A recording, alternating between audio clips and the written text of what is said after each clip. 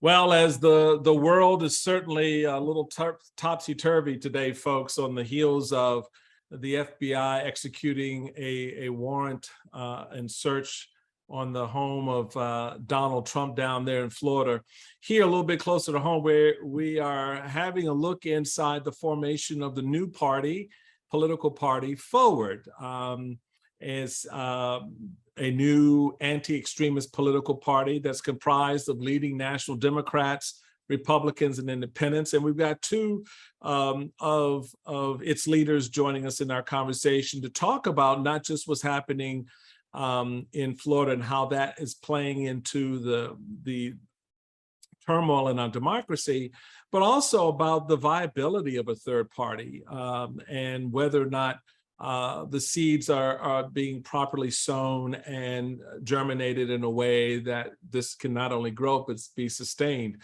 So I'm looking forward to, and I'm sure you will enjoy our conversation with Miles Taylor, who's a public policy leader, former chief of staff at the U.S. Department of Homeland Security, and the current co-CEO of Forward, and former Congressman from Pennsylvania, Joe Sestak. He's also a former three-star admiral, White House Director of Defense Policy and presidential candidate, and one of the leaders of Forward. All of that and great conversation coming up on the Michael Steele podcast right after this.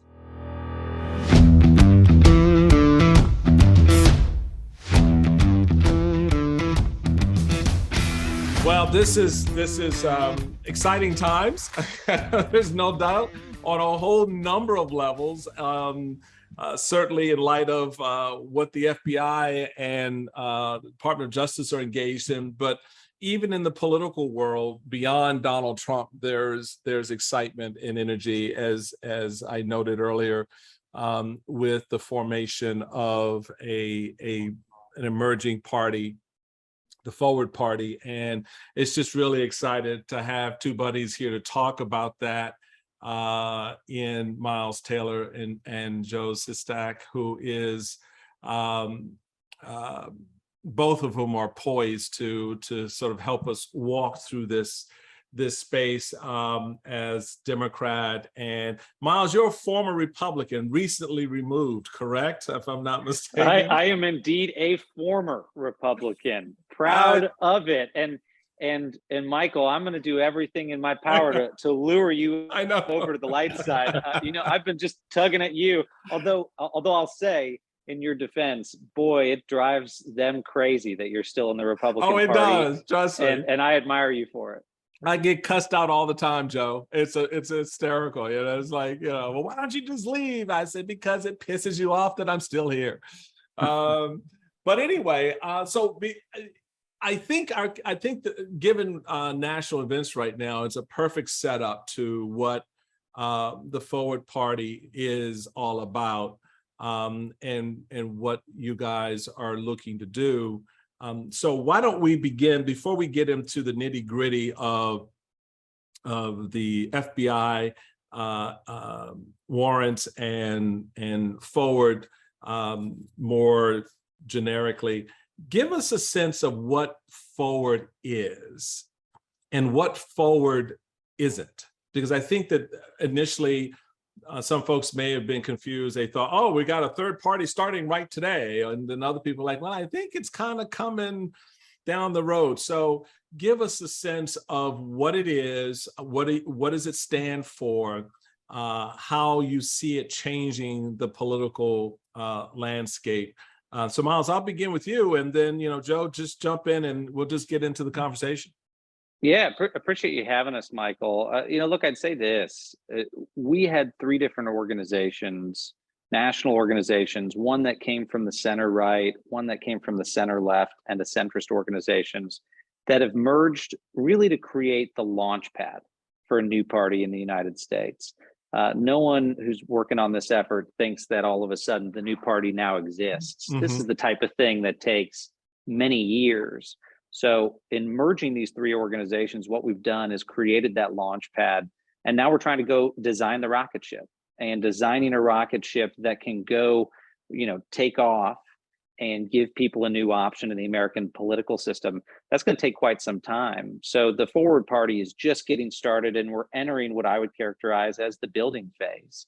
And there's going to be a concerted effort over the next year between now and next summer, when we plan for there to be a big national event, a convention of sorts, to reach liftoff. And part of that process is going nationwide, hearing from Americans on what they want to see, why they want a new party, bringing people on board, recruiting candidates, and really starting to get the critical legal structures in place across the country to start creating a new party. But at the end of the day, what this is an outgrowth of the mass popular demand for another choice.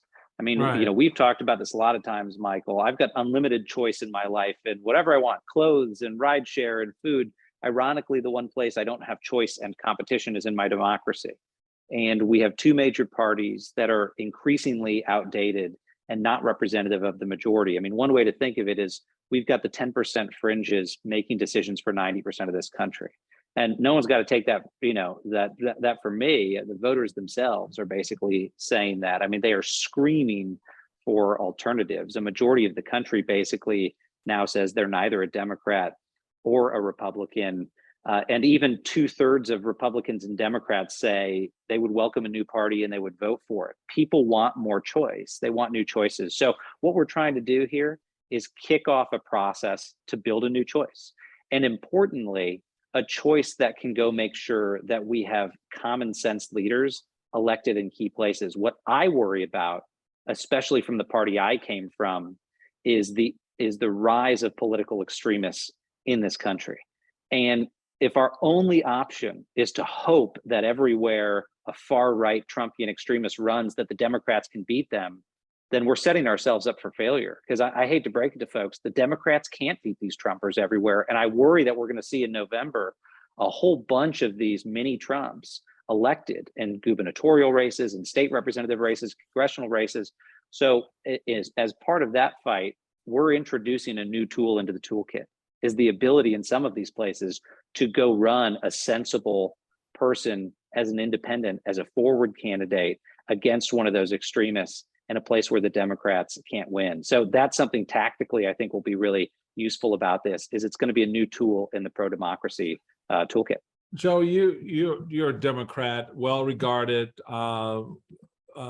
member, now former member, leader in the Democratic Party, teaming up with this wayward Republican in Miles Taylor. Is a good brother. It was a good, but comes from a conservative philosophical bent, somewhat. And how do you see Forward being the minister at that political altar to marry these differing political views and ideologies and narratives into something that can grow and be sustained in the long term? Yeah, and part of that, to begin with, if I could just say why I got into this venture. Yeah, absolutely. Is, I think it's because I wore the cloth of our nation for 31 years in the US Navy. And all kinds of people from everywhere come into the service. You live with them, you work with them, you eat with them, you go to war with them. So when I got out and became a Democrat representative for a 2-to-1, nearly 2-to-1 Republican congressional district, Michael, I felt right at home. Mm-hmm. That's the demographic makeup, the political makeup of the military. And, the morning after my very first victory, I called up a guy named Charlie. He was an old crusty Marine. He headed the Republican Party in my district. And I asked Charlie, can I come over for a cup of coffee? For me, coming out of the military, it was just knocking the chief petty officers off. Right. Say, I'm the new captain. How about let me have a cuppa with you? Right. But I did that dialogue, listening throughout the district, Republican, Democrat, Independent, it didn't matter. And then I got reelected by 20 points in this nearly 2-to-1 Republican district, and I didn't put up one campaign ad. And so to me, the lesson, as I've watched the dynamics over the last few years, is, and probably even a little more than that, is that if we're going to sustain a democracy, Differences have got to be resolved by a dialogue, by listening, by eventually a consensus. And as you look back and forth, even with the issue today, that's not what happens with our leadership. They do the exact opposite of dialogue. They almost divide us into two camps. And then each one defines the others from pretty small prism of ideological and cultural issues. And because our leadership seemed to more and more foster this battleground almost of us against them, then all you see going back and forth is this artillery barrage of these single-minded issues that the din of which I think drowns out what truly is the will of the people and the issues that most affect them day in and day out. So today, it used to be I worried about the distrust between Republicans and Democrats. It's more than that today. I really do worry, extremely worry a lot about the loss of trust in the very democratic system we have. So for me, Michael, it is today's single divisive issue, much like slavery was the one issue that a third party called the Republican Party formed at a similar divisive moment, that I strongly feel it's this erosion of trust. It is this loss of trust that drove me towards saying, can this party give us leaders who can emerge, that can regain the trust of Americans, because perhaps a new order of competence comes about, where they're focused on pragmatic solutions, not ideological division. And once again, there's a sense of unity within America. To me, that's the real issue here. Are there other issues that we can then expand and build upon? Well, you know, in the military, you say amateurs do tactics, experts do logistics. So after I got called from the top leadership of the party about considering joining it, I went and talked to the staffers, and because I want to know what's under the hood. It's just the background. What's the funding you have? And can you bet on the come it's going to be there? How many staffers who are paid do you have? Because ideas are great. You know, you can think the unthinkable and fathom the unfathomable, but you better be able to pay cash. Right. And so they actually have that out there with a very designated plan. But to me, if this has one great deficit in America that doesn't get addressed, it's this deficit of trust. And if you have leaders like that, then you begin to trust one another and work on the other issues as you begin having states coming aboard on the ballots. How does all of this pull itself together? You've got three very different organizations, the Forward Party, founded by Andrew Yang, into which the other two organizations merged, one of which I was involved with my friend Miles on the RAM organization. And then, of course, David Jolly's organization, SAM, which again, each of which represents a very different approach politically. How do you see, you know, the Renew America movement and its tenets, which tend to be a bit more centrist in its orientation, with a conservative, you know, sort of underbelly to it? And of course, the SAM organization, Serve America movement, you know, with David Jolly, former member of Congress, which again has these elements to it.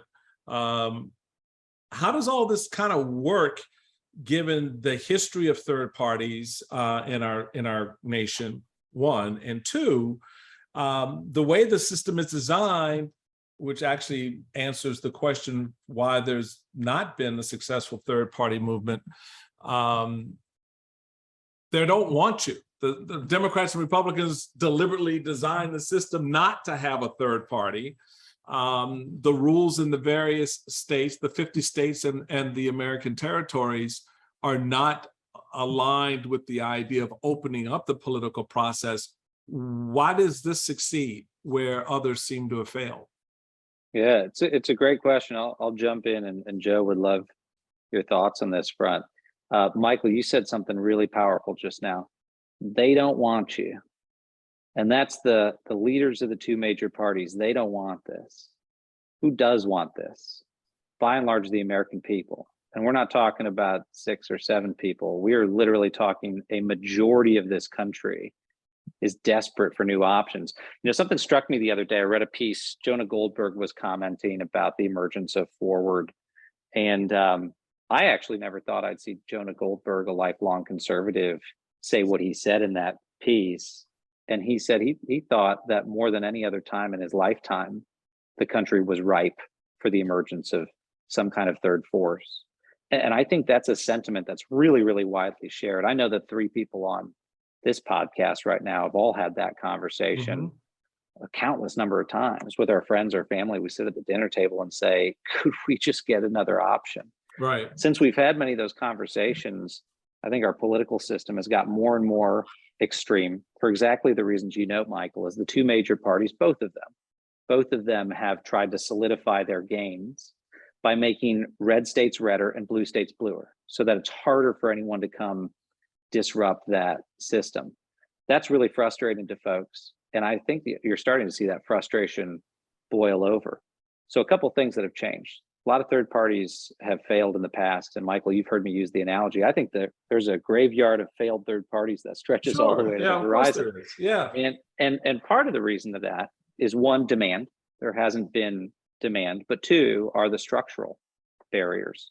And that is everything from gerrymandering to closed primaries. The system has been designed to make it really hard for other choices to emerge. A couple things have changed pretty dramatically. And the people that I read out there in this space, the democracy scholars I read, the Lee Drutmans of the world and Larry Diamond and Jonathan Haidt, a lot of these folks were of the same view 10 years ago. If you go read their scholarship and saying, third parties aren't really plausible. A lot of them have started to shift their perspective and say there actually really is an opening now, because the sentiment has changed. So the demand side of this equation has changed. People have gone from not being interested in third parties to being extremely interested in having another option. And 2, there's a really interesting and exciting movement underway in this country to engage in democracy reform. And like a lot of other big movements you've seen throughout history, it starts very, very slow, and then it happens all at once. And you're seeing some of these democracy reforms emerge, but crucially, it's going to be very hard for a third party, a new party, to thrive and be successful until we break down more of those barriers. So as Joe alluded to earlier, one of the foundational elements and causes of this new party is democracy reform, is defending our country and opening up the system to give people more choices. So that's why we think this is different. Go ahead. Yeah, so I want to break in on that point, because I think it's important, but because it really speaks to an underlying issue / concern / reality that emerges. People wanting democracy reform is one thing, because they all have a fundamental understanding of what that is. And that reform is basically, can we just do rule of law? Can we just do, 3 branches of government? The civics lessons that we were all taught before they stopped teaching it. They want to return to that. They want the reestablishment of it. They don't want to see the deconstruction of the administrative state as articulated by Bannon and Trump when they came into power. So there is this sense of a return to that, and I think everyone is pretty much on par.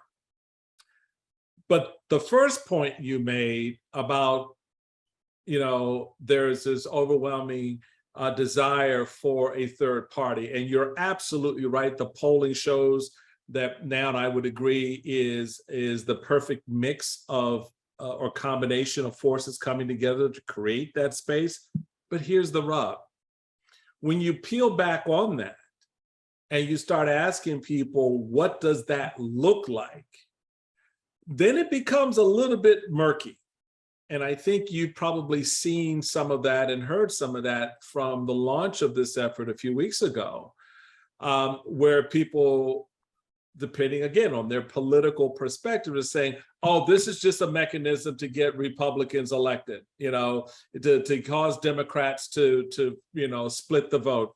Or, this is, an Andrew Yang presidential bid. I'm not touching this. So people then are bringing their political baggage to this conversation. So whereas the democracy conversation is much more open, everybody's like, yay, let's link arms, we love democracy. The politics suddenly goes, well, I don't know if I want to link arms with you because the result could be something different from what I want. Do you think it's important to lay down a longer runway, a stronger predicate for voters to understand exactly what this is, what its philosophical orientation is, to avoid some of the politics that can muck it up? Or are you guys just like, all right, Wild Wild West, baby, let's roll, see what we get? Well, you got it, Joe. I'd love your response to this. I would just add one thing, Michael, is to say, you answered that question for me at the beginning by noting that we're building, right? The Forward Party is not on the ballot in the midterms, right? And the Forward Party is not running a presidential candidate in 2024. Those are not the focuses of the organization. But if there's widespread agreement, we need something new. Well, then where do you start? You got to start, and you got to start somewhere. And the reason why we're starting, don't you start by people telling you what they want?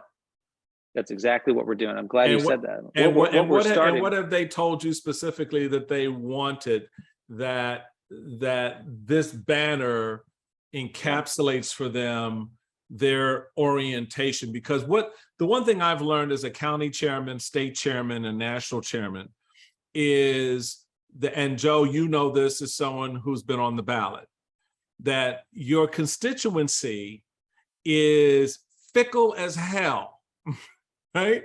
And there is no easy pathway to really discerning their utmost desires. But what you have to do is kind of patchwork it together to get a better understanding of where they'd like to go, what they want. We want these types of reforms, we want this in taxes or not, et cetera. But this is different. This party is different from policy, because despite what some people may think, politics is personal. And so it is a reflection of what I believe and who I am and who I want to hang out with and who I want to align with. What landscape or portrait are you painting that will have people feel that thing that lets them go, this is where I can move from the Democratic Party to join forward. This is how I can move from the Republican Party, and have a Democrat who is, pick an issue on that side, and a Republican who pick the same issues on that side, feel that they can coexist in this space without having to get tribal about it. Yeah, if I could, Michael, first, I think you're missing just one party that succeeded, that was a third party. And it started on one issue, as I mentioned, and that's your party, the Republican Party. You had the Whigs, you had the Democrats, right. All of a sudden, in a moment, on one issue, we don't want slavery. But you didn't have Twitter and Facebook. Oh, absolutely true. So it's a lot easier to make that case. Absolutely, and that's why because the country by and large couldn't read and didn't know about it until after the fact. Absolutely, but that's the reason Martin Luther was able to overthrow the Catholic Church with the Lutheran Church, because he was the first to use the Twitter back then of printing. Right. To me, when I would go any Democrats, stop complaining about it. It's a new means. Learn how to handle it better. To me, it's just exactly. But number two, if I could, I had in my first 2 years 20 pieces of bipartisan legislation, amendments, all but three were bills passed, from an elder abuse bill to forgiving student loans, $10,000 for occupational therapists, and a variety of things like that. Now, they weren't the new healthcare plan, but I would just go across to a Republican who was an orthopedic surgeon, take them out to see our wounded warriors. Mm-hmm. And on the way back said, there's a 10% deficit of occupational therapists in the nation, but there's a part of law where if we show people that, we can forgive them $10,000. And oh, by the way, it helps in autistic children. I bring that up because when I was running for president out there in Iowa, mm-hmm. Oh my gosh, you go ahead out there and here the Democratic Party's worried about, and understandable, but forgiving college loans. So I run in the parades back and forth, shake every single hand. Because I do agree with you, Michael. There's going to have to be some stepping stones put out here Right. of what people want and need. Right. And I ran over and shook the last woman's hand. I say, hey, by the way, as I stood there, she offered me a drink. I said, what do you do? She says, I'm a digital agronomist. I said, what the heck's that? She said, I'm making sure all those tractors go back and forth and we don't need people driving them anymore. They're going to be autonomous. So what happens to the people who work and drive them?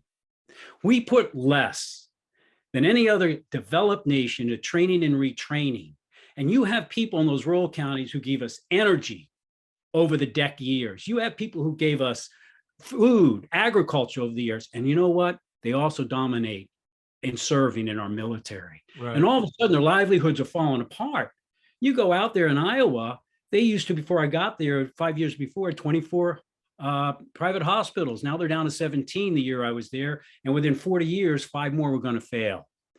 And all of a sudden, it's sort of like Pink and her song, what about us? Right. So the key here is, I think eventually, you're right. We're going to have to find out common wants and needs of what we both want to claim. In the old, the Democrats going to have to look in the rearview mirror, the blue collar worker. Right. That's who has right now, increasingly in the rurals, the Republican Party. And you find, I believe, those issues like that. I mean, take Medicare for all, purely 100% based upon private hospitals. Not a bad idea. Except, how are you going to get a private hospital to go back with those 5 disappeared from in Iowa? Yeah, no, and so how do you then to say, hey, I do understand you, farmer out there? And so my point on this is, the key is, I'm in this because we've lost trust, but I've lost trust because no one has a dialogue with the other side of the people. Man, I'm walking across Pennsylvania when I ran for Senate my second time to show that, contrary, when I first get into politics, everybody want to know, who's this Navy admiral? Mm-hmm. Aren't you supposed to be us on the Republican side? You don't belong over there. Who are you? What are you, et cetera. But I told Schumer when he called me, the senator, and said, stop, just go fundraise. Said, oh, no, Senator, you don't understand. People today want to know, not if they know me, but I know them. And so, yes, I do think eventually you're going to have issues like that. I worked with the occupational therapist, or an elder abuse. And so, to me, I do believe that we have to identify those issues, that people are being hidden by this din of going back and forth. And we're going to investigate you tomorrow if you investigate Trump today. We got to get away from that. And so I believe a person like Joe Manchin, if he was a third party person, he would wield such power. And that's why eventually we have to get one person in a significantly elected, I believe, Right. who is able to wield, because of the tightness of how it is. And soon people begin to see that he can work with both parties and bring about a consensus. Otherwise, we won't move forward. So on that point, so you just triggered the former county chairman in me and the former state chairman in me, because I've always argued that folks who approach, and Miles knows this because it's one of the first conversations we had a while back in talking about this idea, was I've always believed that the third party movement, such as it is in this country, or such as it has been, has always started in the wrong place. It's always started, oh, let's run someone for president, right? Whether it's 92 or whatever, right? And we're going to build from there. And my response to that was, no, you're asking people to change their voting behavior, and they're just not going to do that in a cycle. That's just not how voters work. They just don't wake up and go, oh, I like him, I'm going to go vote for him, but he's not a Democrat or a Republican. Oh, well, okay, never mind. That's basically how that conversation goes. Yeah, you can get 15, 17, 18% of the vote nationally, but you need a hell of a lot more than that. And a lot of it, for me, starts at the grassroots level. The way you begin, to your very well-made point, of getting that leadership developed and moving the voters along with you around the idea that, well, these guys are the first ones to actually listen to what I'm saying, so actually express what I'm concerned about, is those candidates, or are those candidates, that run for county executive, state rep, mayor, dog catcher, right? Sheriff. Those local offices is where you begin to change people's approach and their views on politics. I did that here in my own county when, we worked some initiatives when I was a county chairman. Now, remind you, I'm in a county of 800,000 people, 58,000 of whom are registered Republicans, right? So there's not a whole lot of room I get to play with.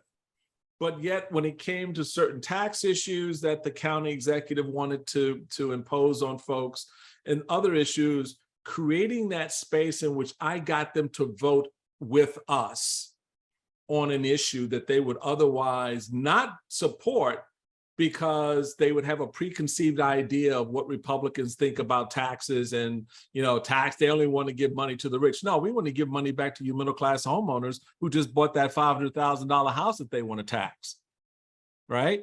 And it changed the dynamic. So how do you go about, do you agree with me that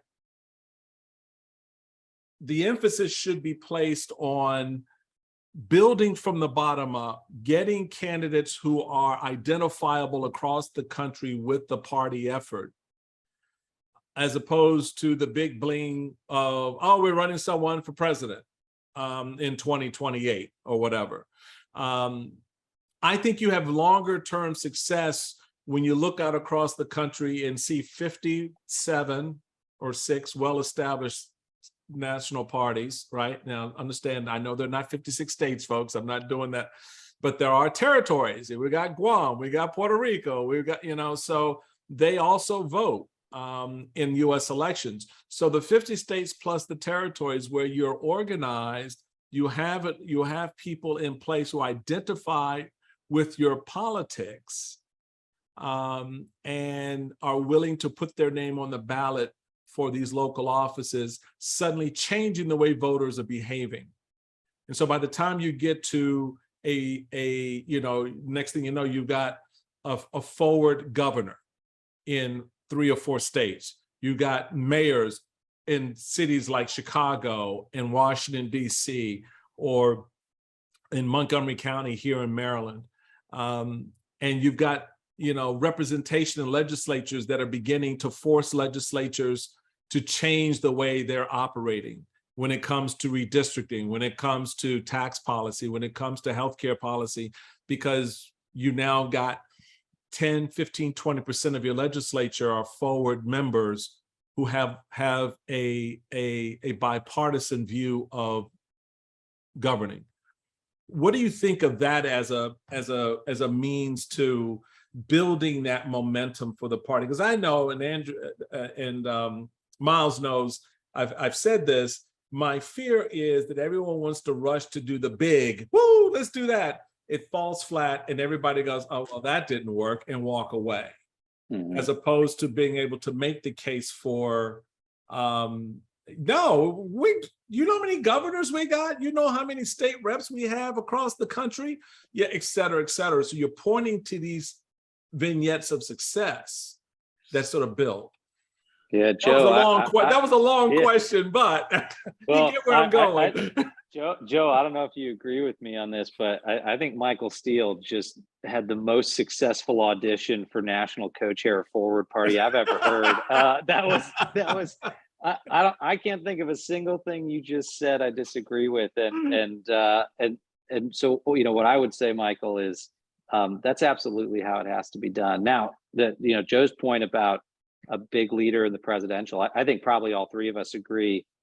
If there was a black swan scenario where you had two really divisive major party candidates and you had a unity ticket emerge, it's a very unlikely scenario. It's the super Hail Mary. Right. If it happened, that person getting elected does sort of automatically become the leader of a new party. It's sort of the fastest, biggest way for it to happen.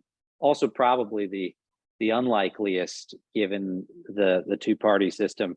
But at Forward, that's starting from the ground up is the way we're thinking about this. Is how do we get out there and go engage people who are running in those races that are close to the people, mm-hmm. state reps and mayors, and give them a new lane to go enter politics. And you asked a question earlier about what's the thing we're hearing from people, and we're just starting this national building tour because really this needs to be built by people.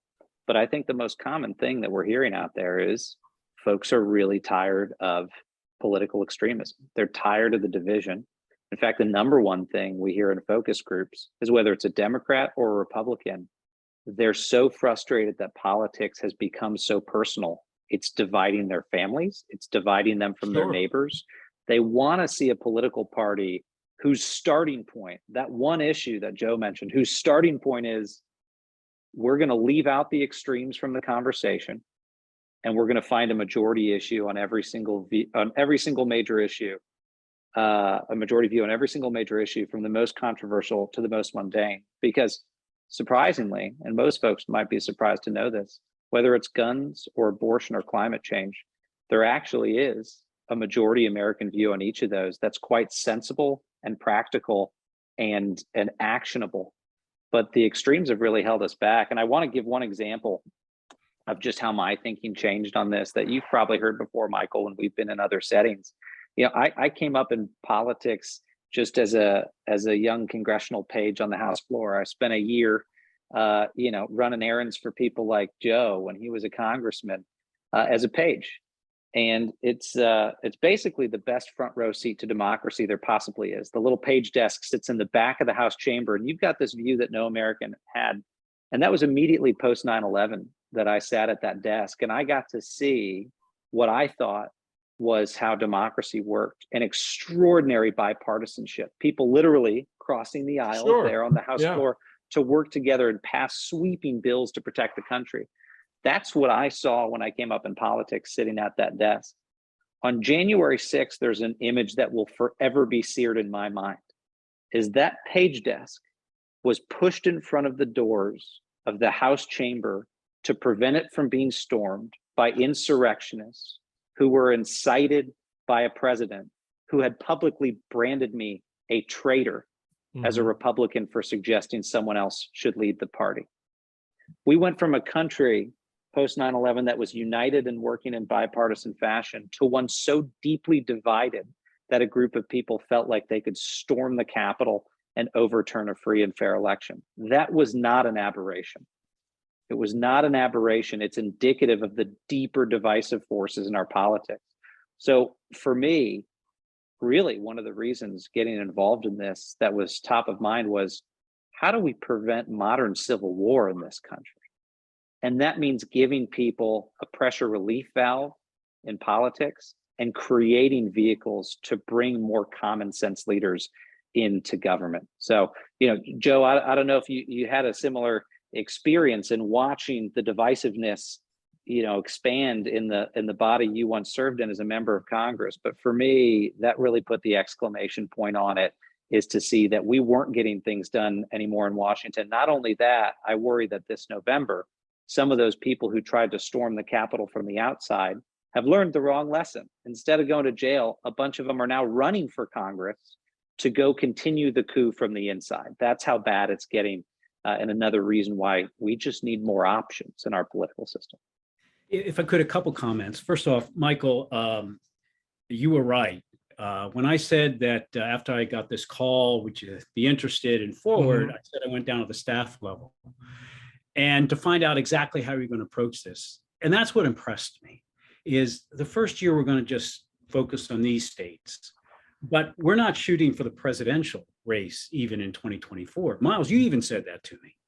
And we are trying to move up. Now, whether it's state legislature or others, they'll decide where they can, but we also have to keep in mind, second, that I used to try to write a thank you note to anybody who ran in Pennsylvania, who was, Democratic Party. I was astonished after the first race that about 65% of the races didn't have a Democrat running, because they were so heavily Republican. Right. They didn't even fill in for the school Yep. board. That's or how the- it was in my backyard. Yep. That's how it is. There's a Couldn't great find, article. yeah, couldn't find Republicans because it was heavily Democratic, right? So this is a good opportunity to step in, and not is, you're talking about one party rule right now. And so to have another party moves in your way of going is actually another reason why I was taken with this grass up approach. Now, I love John Anderson. I thought it was great because that's how I felt. An independent Right. happens to be a Democrat, you know? Right. And but still, I think you're spot on. You have to build up. You have to build the ship before the crew gets on and has a captain that takes them into, the journey of whatever.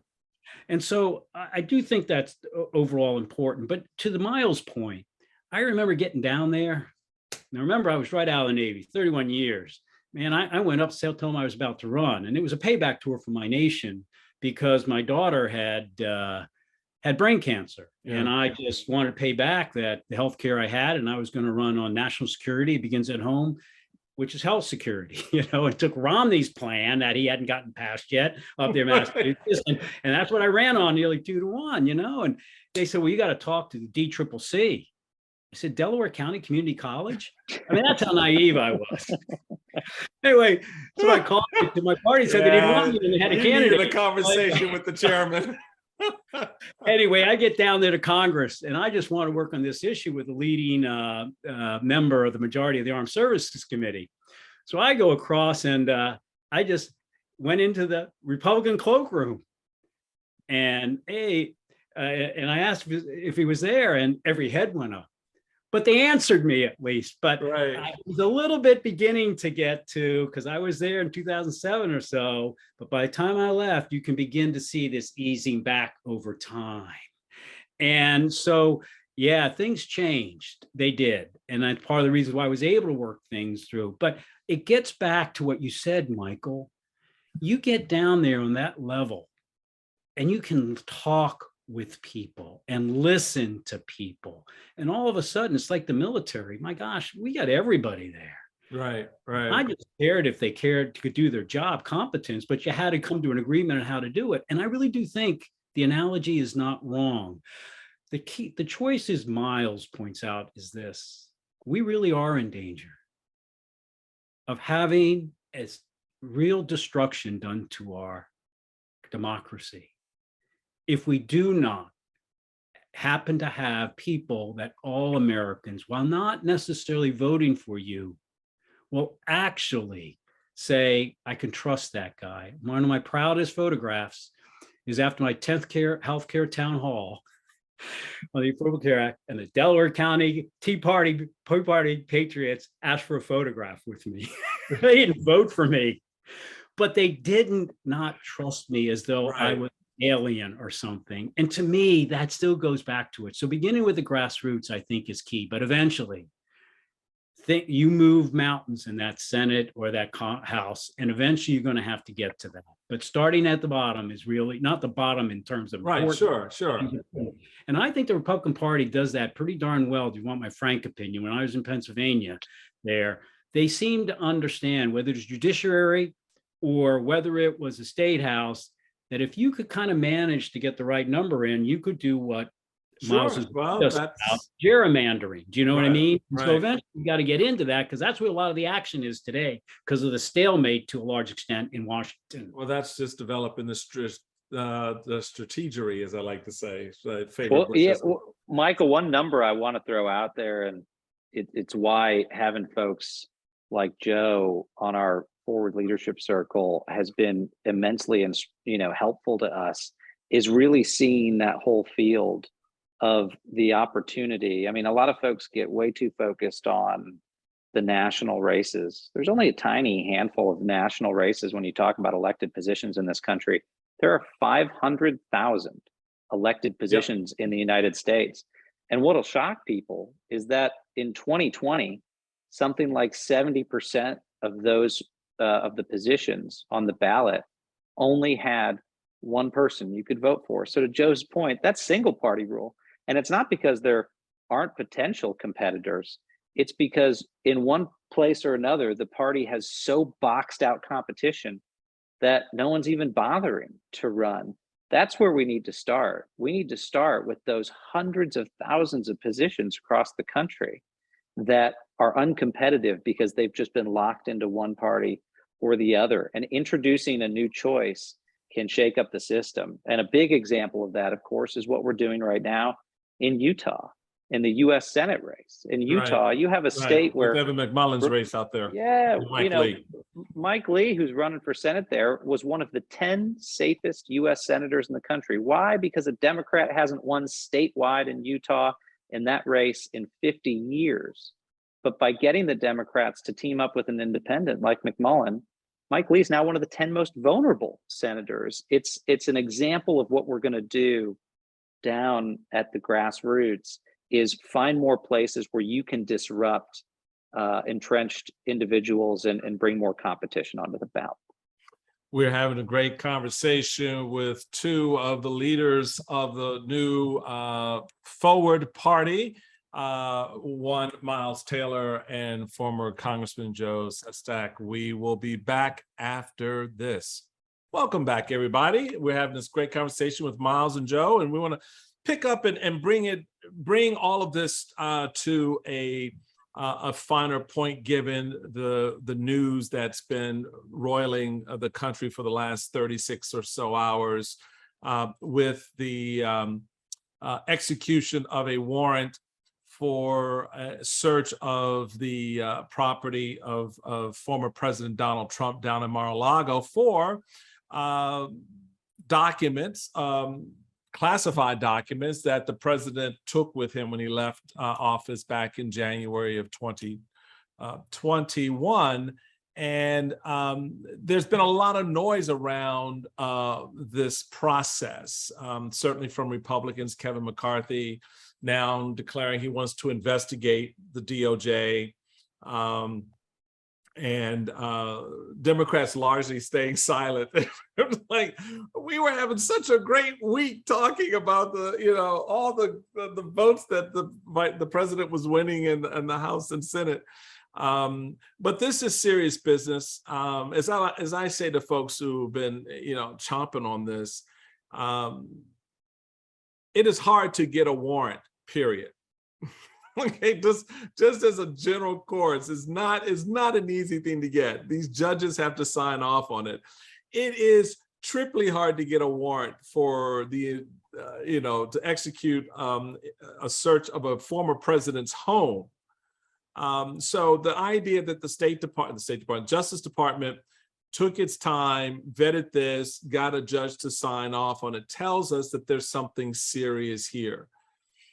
Does this rot, is my word, of that we see coming out of the Trump era, permeating our nation's politics, is that something that has the ability to create a stranglehold on voters out there, such that your efforts get stymied because everyone are so landlocked now with this, pro-white nationalist, anti-government, sort of fascist view of this new America they want to create, that the idea of breaking through becomes harder. And even if you break through, the Democratic Party is not so much the challenge as the monsters that are standing in front of you that are part of this Trump party, which I won't even refer to as the Republican Party anymore, because I think there was a funeral for that about a year ago. So that's done. How do you guys play in this environment to cut through and to prove to people, guys, this is why we're doing this? Yeah, I mean, go ahead, Joe. Do you want to jump in? Look, I think that's a challenge? You bet I do. I mean, it's like going on to a real downtrodden mutinous ship and taking it over. And it's tough. But the only way you're going to go and do that is not by beating up on them.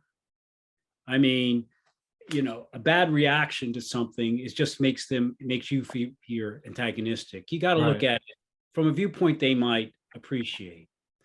And so for me, how I would talk about it on this, let's just take this example. I said, look, I've had to deal with top secret material. Actually, I've had to deal with a lot more than that with me. Only 8 people in the government knew about it. I mean, I had control of stuff and nuclear weapons that, you neither confirmed nor denied. Mm-hmm. It was it. And you think I didn't want to get that guy who leaked out WikiLeaks and those secrets killed people? We classify things for a reason so we men and women are safe. And I'd step back. That's why we went after Zarawi after all these years, to let him know, much like Republicans can accept and understand, that you follow up on the law and hold someone accountable so it's a deterrent to the next one. Right. So I think it was wrong that when the Secretary of Defense Deutsch in the Democratic administration took secret material on his computer back, they went to hold him accountable. Yeah. I don't think it was wrong that a man I truly respected, Sandy Berger, National Security Advisor, went off. Because if that stuff gets in the wrong hands, then it hurts us.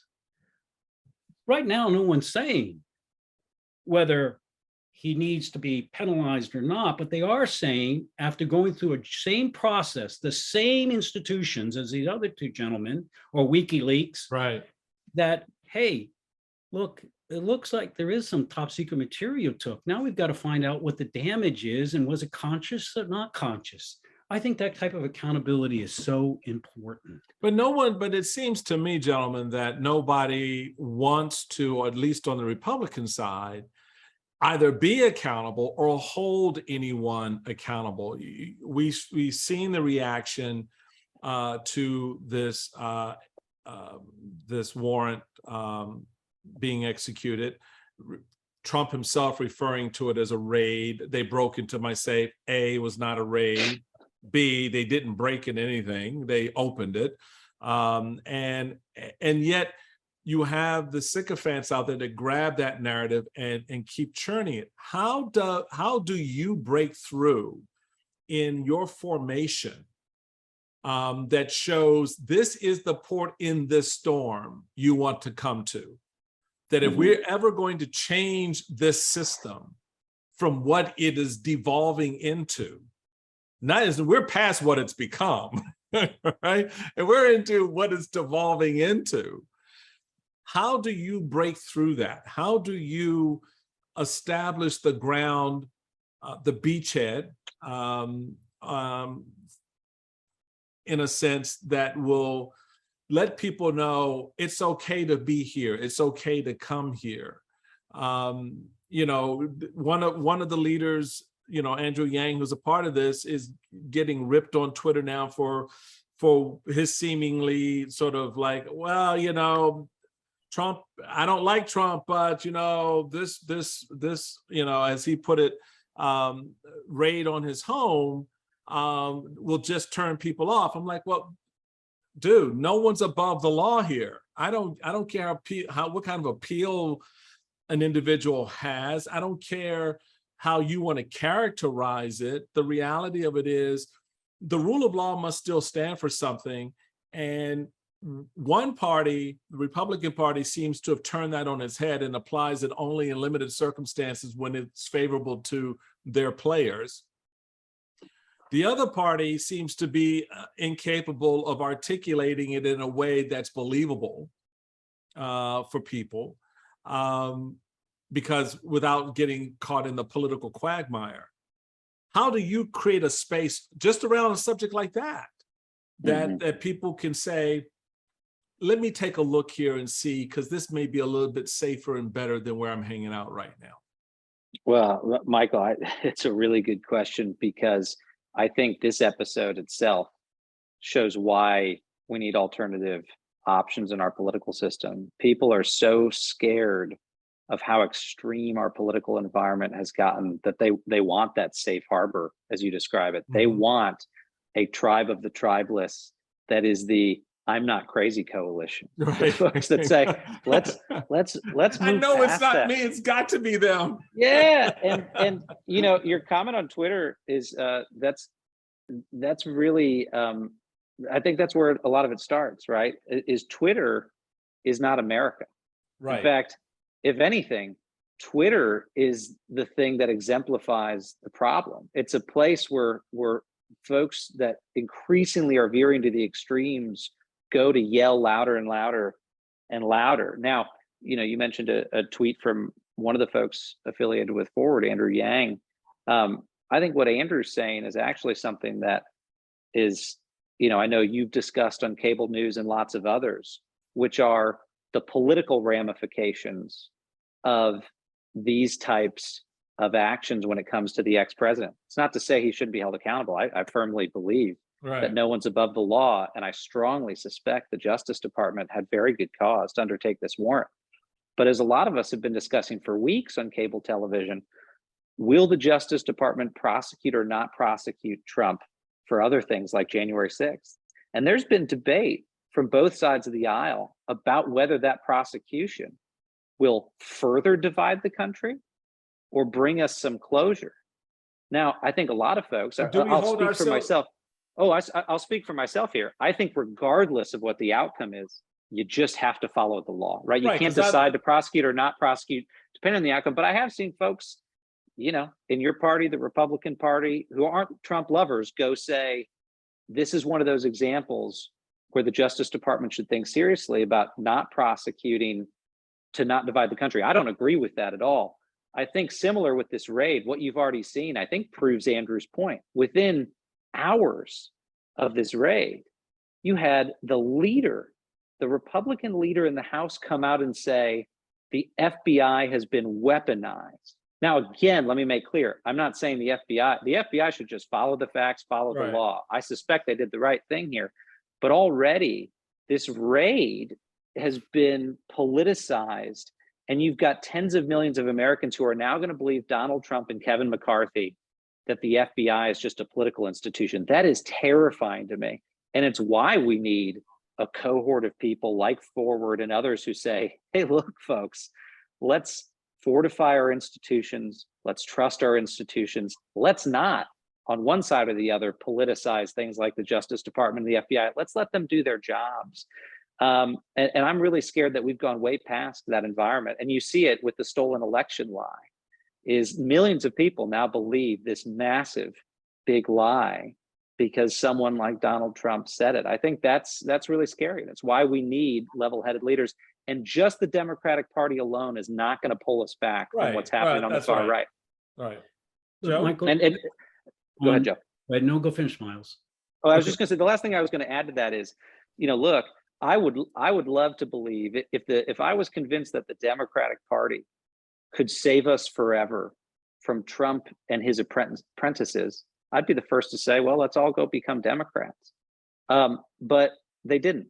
In fact, we got Donald Trump saying that, though. I mean, that is a narrative that's out there as well. It's like, at least at this stage and in this phase, I mean, I know, some folks that in the Republican ecosystem that believe it's better to be a Democrat now than not. I can't philosophically make that leap. For me, there's more to it than just putting the label on my lapel. But there is that narrative out there, which again is one more level of headwind that Forward faces in trying to make the points that you would just make is, hey, this is the place where democracy begins anew and refreshes itself. Joe, you were going to say it's somewhat similar. Look, I was impressed by the approach that the change of the not overruling the Constitution in Kansas on abortion occurred. Forget the outcome. What they did is they got 1 out of 5 Republicans to understand not that the other side was evil, but rather, and frankly, I think you should respect either side. I mean, when people ask me about abortion, I say, I just don't know what the answer is. I'm sorry, I'm Catholic, but I just, till he tells me, I just got, I don't want the government to. And that's essentially what they said out there is, look, this is government overreach. They put themselves in the other party's viewpoint. And they said, and not just the party, but the culture and where they've grown up. And it's a good culture. They really did solve that problems of the Wild West in terms of danger, et cetera, and yet not always the right way, but and there's a real legacy there, and they put themselves there, and that's how they did it. Again, I come back to your point about grassroots approach initially with this. You're not just going to win like that all of a sudden over the, Twitter's just the, survival of the briefest. You're not going to win that. What you've got to be able to do is go out and talk, often at the senior junior level, and approach it. And it's going to be a hard work of just putting yourself, not criticizing the other side. They got there for a reason, but putting yourself and explaining why your opponent, not in just constantly coming down on them. You can't find a word that I've ever said putting down the Republican Party, not one. You can find me criticizing the policies of them. And when I ran against Pat Toomey, because Senator Specter wouldn't run against Toomey in a primary, I offered him a debate. We had a beer afterwards. Now, he was tough, don't get me wrong, but right. It was a way that it was his policies I disagreed with. And we have to be able to show, I think, why there's a better way than disrespecting our FBI. I mean, that's essentially what he is, as Miles has pointed out. And this is a party of law and order. We should be able to work that and present that. It doesn't mean we're going to win tomorrow. It's gotten so bad, it is going to take us a decade maybe to change this. But Huey Long and his followers didn't last forever. Neither did Father Coughlin that FDR right. had to go against. There is a moment in time, however, where we're on a precipice of how many disciples might come up. And that is why you have to go, as they did in Kansas, in a very populist movement. They went to the people and found out what their true will was on this abortion issue, not what the state representatives were saying. And that, to me, is the only approach. Part of this is also going to be one thing I'd add, Michael, is what I'd call coalition campaigning. One thing that the Forward Party is not is an effort to just go beat Democrats and beat Republicans willy-nilly because Forward's the only way. In fact, we're calling ourselves an open party because there's going to be a lot of instances where you see an organization like Forward teaming up with sensible centrists from the other two major parties. So for instance, we're not running candidates in the midterms, but you're going to see Forward out there putting money and resources behind the handful of remaining moderate Republicans and a number of vulnerable moderate Democrats who it's really, really important get reelected because they're holding their own parties accountable to keep them from swinging the other direction. We're in this to make sure that all parties in the political system come back to the common sense part of the spectrum. And so we're going to do what we can to put our thumb on the scales to help good guy Republicans and good guy Democrats win their races. And in places where it looks like there's an entrenched extremist, well, yeah, let's go put a Forward candidate on the ballot to try to get that extreme person out of there. I mean, I got to go back to Evan McMullen's race in Utah, because if we didn't have an independent enter that race, we would have ended up with someone who helped Donald Trump plot his coup, pretty much automatically reelected to the United States Senate. Now, we don't know how November is going to turn out, but it's that act of courage, someone willing to go outside the two-party system, that we need to see replicated across the country, and to give people like Evan McMullen a base of support so that they can go do the courageous thing and challenge people who deviated far from the majority view of Americans. So over time, that's what we hope to do, is build that foundation so more people can make that courageous choice to go represent the real views of the people. If nothing else, it makes the race that much more dynamic, and people have a greater interest in the Democratic small d outcome of that election than they otherwise would have, because, well, this is a Republican state, the Republican's going to win, I'm staying home, I'm not participating. Now it's a different conversation because voters see that they have a way, a more direct way in which they can make a difference in the outcome. And that's one of the strengths of the arguments that a lot of us put out in the 2020 cycle. Myself included, having taken the bold step of breaking with the party as a former national chairman to stand up for democracy and not the party.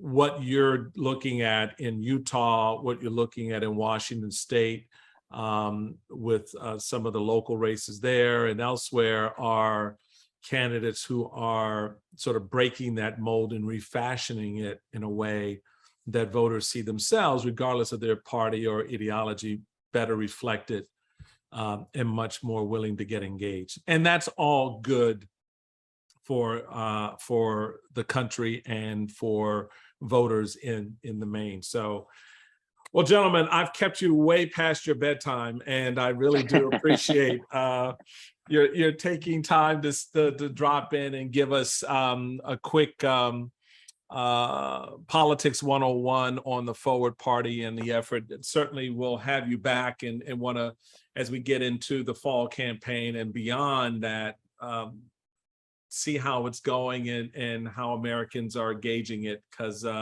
I think it's important work, as you know, Miles, and so it's valuable and vital to have more attention paid to it, more focus on it, in a way that, again, people see that as in this particular storm that we're seeing play out in our democracy, there is a port that they can pull up to, get off